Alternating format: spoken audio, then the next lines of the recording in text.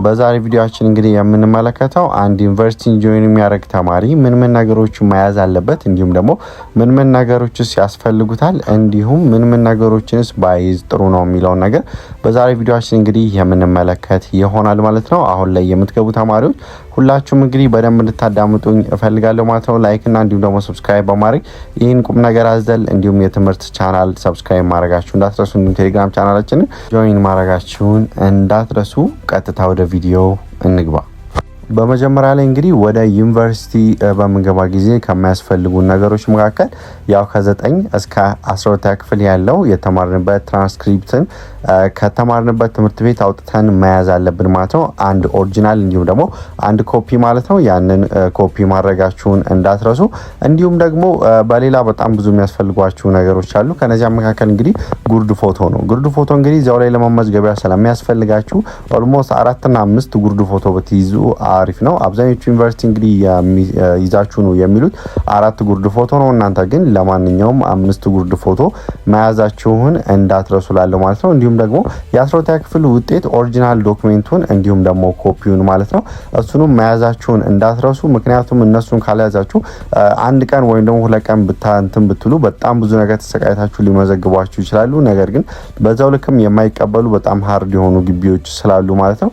እናንተ እንግዲህ ይህንን አውቃችሁ ካሁኑ እንድትዘጋጁ እንግዲህ እናሳስባለን ማለት ነው። ሌላ ደግሞ እንግዲህ በግቢ ላይ መያዝ ያለባችሁ ነገሮች ያው እንደሚታወቀው እንደ ሀገሪቷ የጸባይ ይለያያል። እንግዲህ አንሶላ ግዴታ ነው። 2 አንሶላ፣ አንድ የምታነጥፉት፣ አንድ ደግሞ ተቀያሪ አንሶላ መያዝ አለባችሁ። እንዲሁም ደግሞ ብርድ ልብስ፣ ያው እነዚህ ነገሮች በጣም ወሳኝ ነገር ስለሆኑ እነዚህን ቀድማችሁ አዘጋጁ። ሌላ ደግሞ እንደ ተጨማሪ የምነግራችሁ ነገር ተጨማሪ እንደ በሶ የተለያዩ ቆሎ ነገሮችን መያዛችሁ እንዳትረሱ። ምክንያቱም አሁን ለምሳሌ የማንኛውም ተማሪ እስከ 2 ሰዓት ወይም ደግሞ እስከ 12 ሰዓት ተኩል አንዳንድ ግቢ ላይ እራት እንግዲህ ተበልቶ ያልቃል ማለት ነው። በዛ ጊዜ እናንተ በምታነቡበት ጊዜ ምናምን እስከ 7 ሰዓት እስከ 8 ሰዓት ማምሽታችሁ አይቀርምና በዛን ጊዜ ቢርባችሁ ወዴትም መሄድ ስለማትችሉ እዛው የያዛችሁትን ቆሎ ወይም ደግሞ በሶ ስለሆነ የምትጠቀሙት ይሄ ነገር አስባችሁ እንግዲህ የሚያስፈልጓችሁን የምግብ አይነቶቻችሁን መያዛችሁን እንዳትረሱ ማለት ነው። በዘንድሮ ዓመት እንግዲህ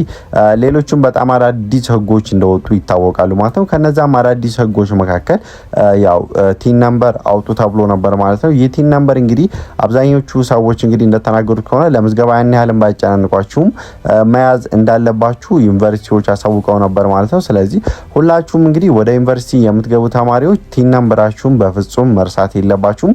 ምክንያቱም አሁን ላይ ሊጠይቋችሁ ይችላል። ነገር ግን ሆነ ታይም ላይ መጠየቃችሁ ስለማይቀር ማለት ነው ከሌሎቹ ዶክመንቶች ጋር አብራችሁ ቲን ነምበራችሁን አውጥታችሁ መያዛችሁን እንዳትረሱ።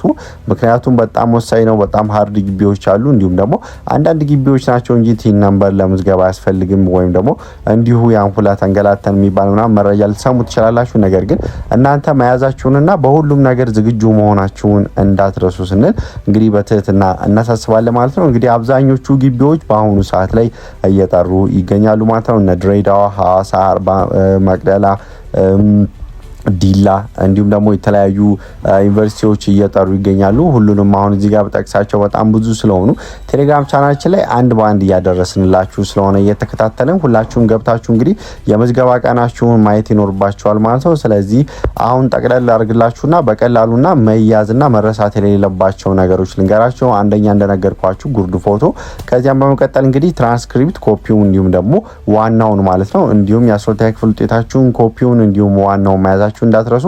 እንዲሁም ቲን ነምበሯን መያዛችሁ እንዳትረሱ ማለት ነው። እነዚህ ነገሮች በፍጹም መርሳት የለባችሁም።